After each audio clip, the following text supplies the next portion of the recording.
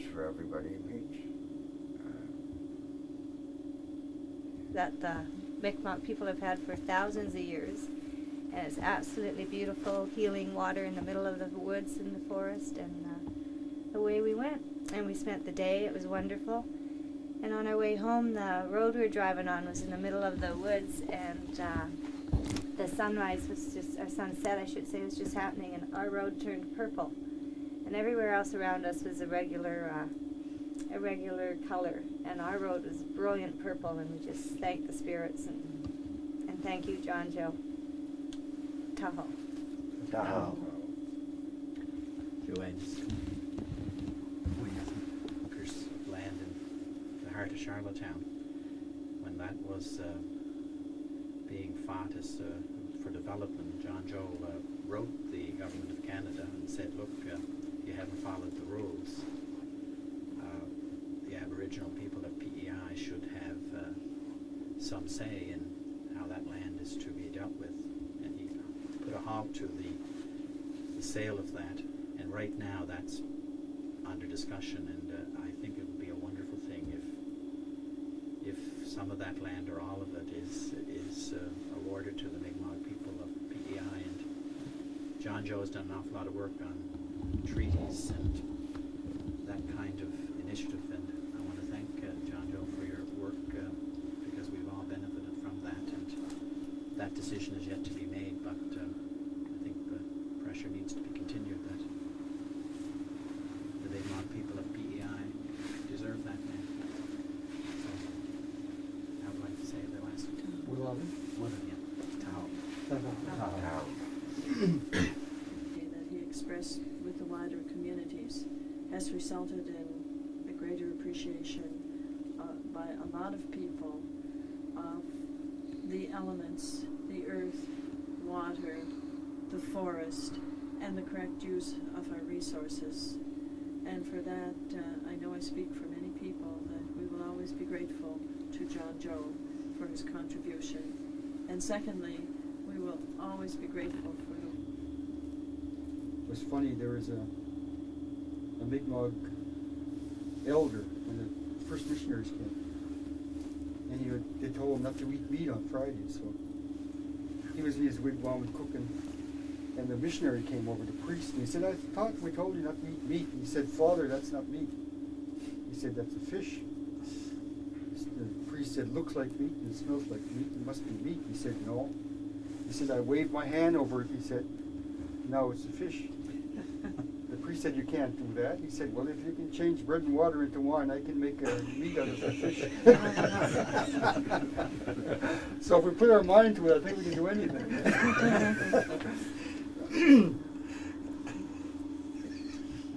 I know lately I've got a real pain in the neck.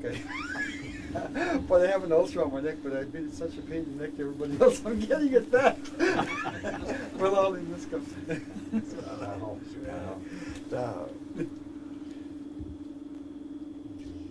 things a little bit. It's been a very difficult process.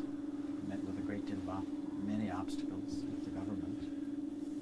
Sometimes I can't understand why there's such resistance to what John Joe says and wants and expects for his people. But clearly, if we're going to have doing all the work you have done, residential schools and writing books and trying to get the curriculum for in all schools changed so that it addresses the real history. So, thank you.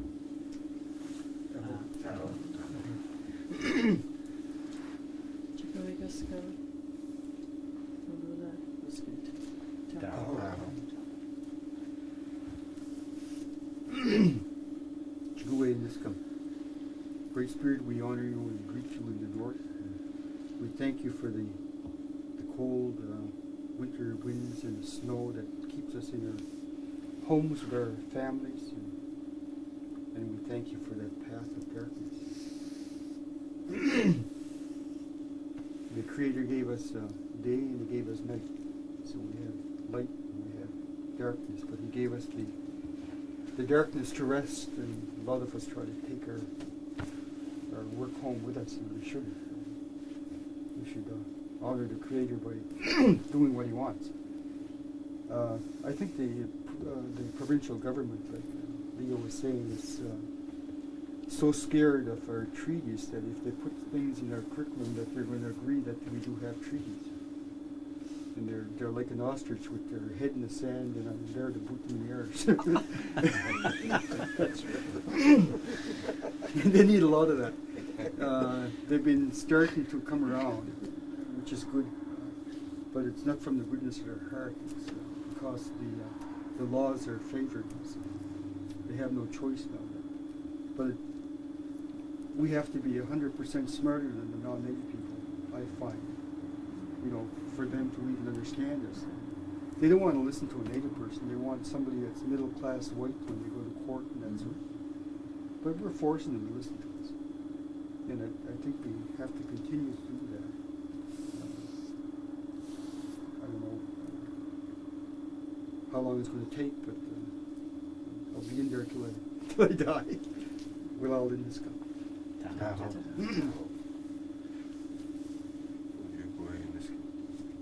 The Great Spirit and Amish here in the northern direction. I learned a lot of teachings off him over the years. He taught me my culture, which I was lacking. In the desert, you know, they get blind, start talking to themselves, thirsty and all that stuff. And, you know, coldness, you know, you start getting hallucination and stuff, and but you got to realize that, you know, what are you doing wrong? You know, if you're standing still, especially these things that happen in the car, you got to tell yourself, you know, it's better to wise up and start moving around and, you know, even run and stuff like that to warm yourself up, and or either which wear a better clothing while you're out there to do something like that, and especially enjoy myself. And I thank the Creator for being able to do that, or that in that part of the line where the United States was saying, and you know, and being out, you know, for a while, and you know, just getting the fresh air and all that. That's what's pleasant for me, and the rosary beads, and I thank for this, and I take them even for the enjoyment of being amongst families, especially Christmas holidays and all that. And I'm glad to be amongst friends and loved ones, and to share with them and everything that you know, that I'm glad to see them, and I'm glad to see people, you know, putting up decorations and around their houses and decorating their Christmas trees, and I love this kind of time thing, especially Christmas time. What I'm talking about, events happen like that, and it overwhelms me, and I feel great, and I'm glad to you know, be alive. You said Wayne, Walter, you mean? Well, So this evening, and as we look to the north, I would ask the Creator to be strong and continue to do the good work that you've been doing, and congratulations on the award. Tahoe. Tahoe. Joy of Canada, but also of the forests and the other seasons in this country. It reminds me also with the combination of colors of the racial harmony in this country, and I pray that all discrimination will be wiped out. And I pray also when I see some fraying in the feather, I think of the disgrace of this country, that there's still a lot of people, Native people, in poverty. And while Canada would brag about being the number one country in the world, the Native peoples of Canada as a country will. Took away my joke.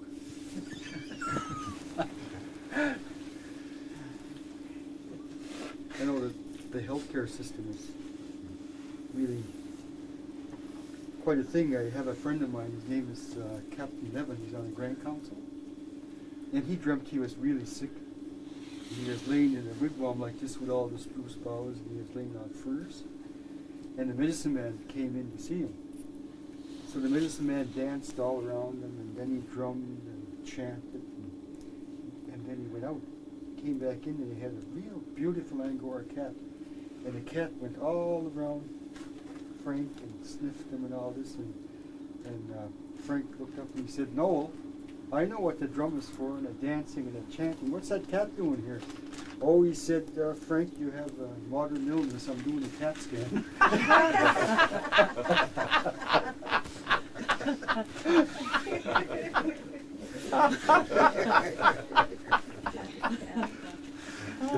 In PEI, the health system, I went to the clinic, and the receptionist told me, "Which doctor?" I said, "No, give me a real one."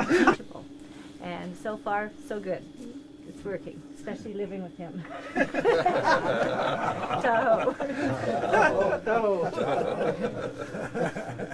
Each other tonight, and I always think of just this spring when John Joe spoke to the DBA on equality and employment, and the federal minister was there, and a lot of dignitaries, and John Joe, as the guest speaker, pointed out how the native peoples, how few Mi'kmaqs.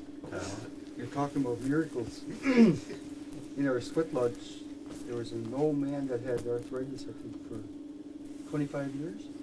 And when you're in the sweat lodge, the talking circle, you can't take, this talking circle is not going to be a confidential one, but most of them are. But in the sweat lodge, it's confidential also. So he, during the second round, I looked at him, and he could never cross his legs for, I think it was 20 years. And more powerful. Yeah, I know. Yeah. And there was cures of, there was an old man that his daughter had come here, and he came here too, and they all had a history of stomach cancer. And during the second round, somebody was pushing my hand up, and we had all these bows like this, and somebody kept pushing my hand up, and I kept trying to find out what it was. And I said, "There's some healing round." So when the second round was over, her grandfather called. He was in a hospital, and he had all the symptoms of the cancer. And he called up and he said, "I told him to take all the pain medication away. I have no pain." And they did a exploratory on him, and there was nothing there. So it's really it's the power of each one of our spirits helping each other with the power of the Great Spirit. But, nobody could say you were a healer because we all have the gift of healing. But people would laugh at you if you said you had the gift of healing. But the Creator had given us all that gift. Yeah, we all have it. It's just that we don't use it. But there was this woman that went to the doctor, wanted to have a child, and her husband kept trying to get her to go, and finally she went. She came home, and he was really excited and said, "What did he say? What did he say?" And the doctor had told her that you have an insufficient passage, and if you have a baby, it's going to be a miracle. The doctor said that I have a fish in my passage, and if I have a baby, it's going to be a mackerel. That's the end of the talking circle.